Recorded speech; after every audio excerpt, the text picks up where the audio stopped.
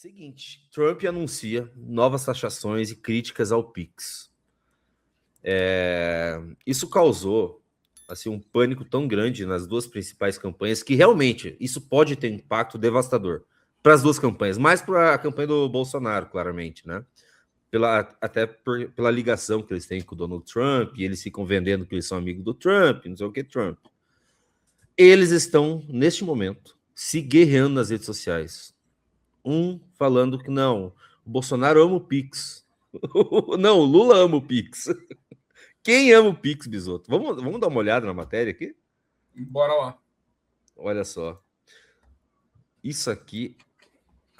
Nossa senhora, vai dar o que falar. Governo Trump divulga relatório sobre o Brasil com críticas ao Pix. 25 de março, impostos.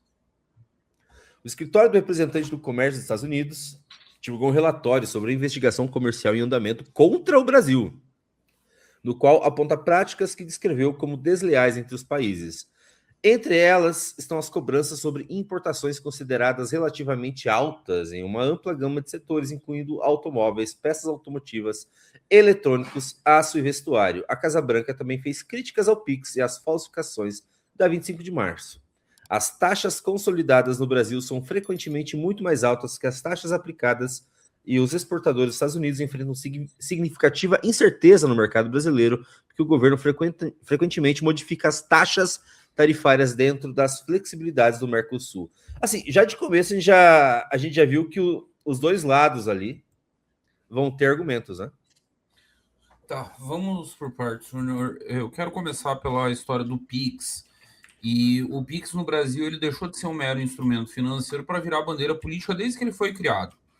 O que é escroto? É a coisa do Brasil achar que nós temos muito mais coisas só nossas, além da jabuticaba. É o que era além da jabuticaba? Tem mais uma coisa que só tem no Brasil, a jabuticaba e mais uma. Cara, o Portugal, eu não sei se aplica ao continente europeu inteiro, usa um negócio chamado MBWay. O Orlando, inclusive, divulga nas lives dele, que é o Pix europeu. É um Pix português. Os Estados Unidos também tem Pix. Aí os caras entram numas noias muito engraçadas. Ai, americano é tão atrasado que usa cheque. Sim, avançados somos nós. Americano usa dinheiro em espécie.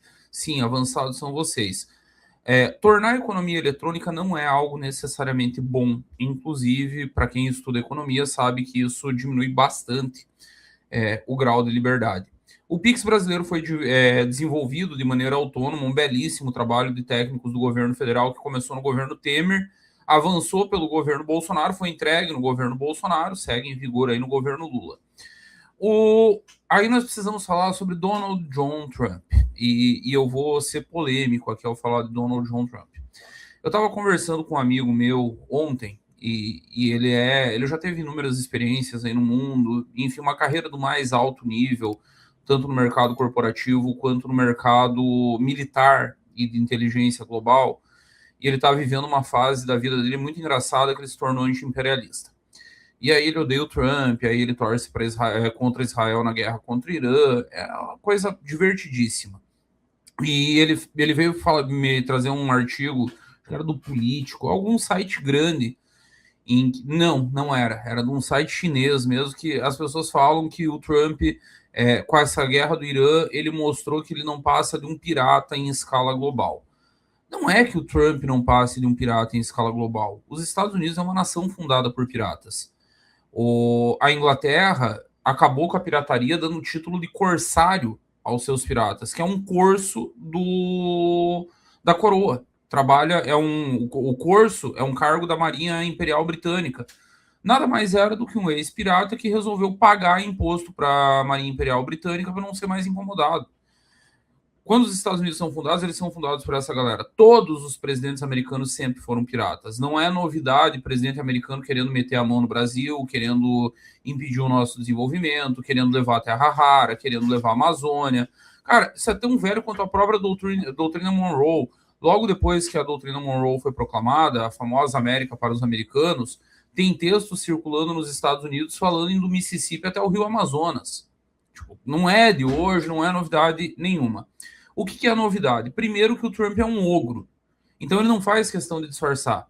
Ó, o Obama ganha o Nobel da Paz, é o presidente que mais começou guerras em muito tempo. O Clinton fica com aquelas conversinhas pacifistas. O Clinton bombardeou a Bósnia, o Clinton bombardeou o centro da Europa. Do Bush Jr. eu não preciso falar, o cara implodiu o Oriente Médio. Depois a Hillary terminou o serviço de implodir o Oriente Médio. Então todo presidente americano é isso. O que acontece com o Brasil no momento? Nós temos um presidente pato manco há mais de 2 anos. Nós temos um Itamaraty, na prática, um Itamaraty acéfalo. O Dilma, que responde pelo nome de Mauro Vieira, o ministro das Relações Exteriores, ele não manda bosta nenhuma, todo mundo sabe, ele não tem participação nenhuma na tomada decisória de política internacional. Quem decide política externa do Brasil é o Celso Amorim, mas daí é uma zona, porque daí o Celso Amorim e o Mauro Vieira ficam disputando influência dentro do Itamaraty. O próprio governo Lula não tem linha nenhuma para política externa, o que é bizarro, tá? Eu sou velho, eu nem sou tão inteligente, tão esperto quanto vocês pensam, eu só sou velho. Eu vi os Lulas 1 e 2 e foram bons governos na questão de política externa. Nosso público talvez não goste de ouvir isso, o fato é esse. Foram bons governos, tinha uma linha clara para a política externa brasileira que era: vamos expandir nossos mercados sem atritar com os nossos parceiros históricos e com gente que não é só nossos parceiros históricos. Porque vamos lá, os Estados Unidos não são exatamente nossos parceiros históricos, mas são os caras que, se a gente entra em atrito com eles, eles nos enrabam, eles destroem o Brasil. Então tinha essa linha muito clara nos Lulas 1 e 2. O Zé Dirceu ia lá, negociava com o George Bush, acertava tudo. O Brasil não se metia em rinha geopolítica internacional, porque na prática é isso, só rinha. Nós não temos como projetar poder geopolítico. A verdade é essa. O que o Brasil tem para projetar poder geopolítico? Nós não temos marinha, não temos exército, não temos aeronáutica, não temos bosta nenhuma. Um monte de filha vivendo da aposentadoria do pai, jurando que estão solteiras quando estão casadas há 30, 40 anos. A questão militar extremamente pressionada. Na questão econômica, faz 50 anos que o Brasil não cresce. Desde a CF 88, o Brasil não cresce. É um país que não cresce. Então, não tem o que projetar poder geopolítico. O que o Brasil faz nesse Lula 3 é rinha geopolítica internacional. Vamos criar uma moeda para substituir o dólar. Vamos transformar o BRICS numa aliança militar. Gente, o BRICS não existe. China e Índia trocam um tiro a cada 6 meses na fronteira. Se odeiam. Se odeiam. Que BRICS, pelo amor de Deus. Papo de bodega, papo de bêbado. E aí, uma hora, isso começa a cobrar. O governo americano sentiu o pato manco aqui dentro. O governo Trump sabe que o governo Lula é herança de Joe Biden. E isso não é chapéu de alumínio, tá? Isso quem falou foi Luiz Roberto Barroso, que os Estados Unidos foram fundamentais na eleição de 2022. Então, esse é um governo que teve influência direta do Departamento de Estado democrata na eleição de 2022. E aí estão aproveitando para pisar e vem com esse tipo de porrada. Sobre a 25 de março, faz sentido os americanos baterem, e me surpreende eles baterem só na 25, não terem batido em Foz do Iguaçu, que é pior ainda. E eu sei por que eles não tocaram em Foz, eles mandaram o recado via 25 para não entrar no vespeiro, porque se toca em Foz, nós estamos falando de santuário de terrorista. Foz é lugar é refúgio de terrorista do Hezbollah e do Hamas. Socado. E a 25, o negócio da máfia chinesa. E, gente, na boa, não existe máfia chinesa com características só nacionais. Esses caras, de um jeito ou de outro, têm algum tipo de ligação com o Partido Comunista Chinês. A família deles continua na China, tem contatos lá, eles compram de lá, então eles precisam dessa relação. O que o Departamento de Estado está dizendo aí, de maneira indireta, para não dar uma porrada muito forte, nós sabemos que vocês servem para lavar dinheiro do Partido Comunista Chinês, que vocês são uma dos fluxos, das rotas logísticas do comércio chinês, e nós estamos de olho e nós vamos retalhar. E aí vem medidas, e aí menciona o PIX. Por quê? Porque eles aí subestimar muito o americano, não imaginar que eles monitoram a política brasileira o tempo inteiro, que eles sabem tudo que se fala nas redes sociais, eles sabem que o PIX é um tema quente, é uma hot key para ser virada. E viraram a hot key certa na boca da eleição. Agora, a única coisa que falta eu entender nisso tudo é a seguinte: o Eduardo e o Flávio fazem de tudo para mamar o entorno do trumpismo. Fazem de tudo. Trabalham muito. Paulo Figueiredo lá, indo atrás, participando de evento. Só que tem algumas coisas recentes. O Eduardo, no CEPAC, o ano passado era estrela. Esse ano ele caiu para um painel secundário com mais 7, 8 participantes, um negócio gigantesco lá. O Flávio está tentando se posicionar, ele começou a ir para os Estados Unidos agora, ele não tem uma grande ligação com os americanos. O que me causa estranheza é um tema que pode gerar danos para o Flávio. E eu dava por certo que o Flávio era o candidato do governo Trump. O que o governo Trump resolveu fazer nesse exato momento é a pergunta de $1 bilhão, e eu não tenho a resposta nesse momento. Vai sobrar para os dois, vai ser a rinha clássica dos dois. Não acho que ninguém vai sair como grande vencedor disso. Como o Lula não saiu ano passado, tinha um rapaz barbudinho que faz lives aqui. Ai, porque o Eduardo ressuscitou o Lula, porque esse negócio das sanções ressuscitou o Lula. Tá aí ressuscitado pra caralho, presta a desistir da reeleição. Não mudou bosta nenhuma. Então não acho que nenhum dos dois, mas não sai nenhum vencedor. Agora, saem os dois machucados. E os dois, tanto PT, tanto governo, tanto Lula, Haddad, nenhum dos dois vive um bom momento. Se machucar mais ainda quando você já não tá no melhor da tua forma, é péssimo para eles esse tema ter sido ativado agora. Para os dois. Eu chego até a desconfiar, Júnior, que aquela visita do Renan pudesse ter surtido o efeito, mas eu não sou delirante. Eu não vivo na live do pastor Sandro Rocha para dizer, não, Renan foi nos Estados Unidos, acertou com o Trump veio para ferrar os dois. Mas que ferra. Vai ferrar os dois. Eles vão se matar, mas eu acho que vai acabar sobrando no colo mais do Flávio Bolsonaro. Até porque ele acabou de fazer também uma lá no CIPEC, inclusive, pegue nossas terras raras porque vocês precisam para enfrentar a China.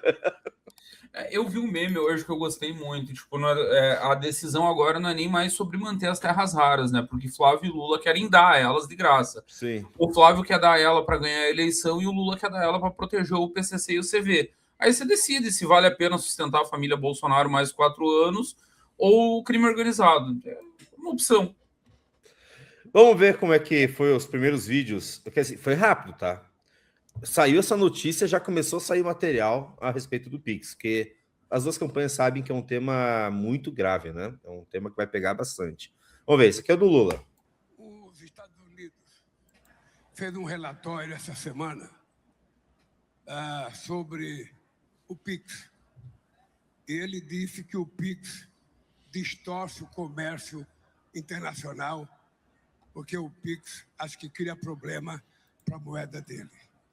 O que é importante a gente dizer, para quem quiser nos ouvir, o Pix é do Brasil. E ninguém vai fazer a gente mudar o Pix pelo serviço que ele está prestando à sociedade brasileira. O que nós poderemos fazer é aprimorar o Pix para que cada vez mais ele possa atender a necessidade de mulheres e homens desse país. Um abraço, queridos. Esse discurso foi estranho. A gente precisa aprimorar o Pix, é que ele quer taxar o Pix, né? Óbvio. Essa é real. O PT sonha por isso desde que eles voltaram pro poder. Cara, isso aí é o Sidônio soprando no ouvido dele, dizendo, olha, deu uma recuperadinha lá atrás quando veio a treta das sanções. E, de fato, teve um soluço estatístico ali, 4, 5% de melhora para o governo e um 4, 5% de queda na desaprovação. Eles estão apostando que dá para repetir isso com o Pix, é por isso que ele veio com esse papo. Agora... O que você falou? Não. Peraí, o que você falou? Você falou que era o Sidônio assoprando? Tá ali do lado. Ô, gente. Preciso trabalho, desempregado. Não esqueça de falar do Pix. Eu manjo muito. Puta que pariu. Eu manjo muito. Isso foi bom demais. Isso foi bom demais, cara. Olha lá. Aqui, ó. De novo. Não esqueça de falar do Pix.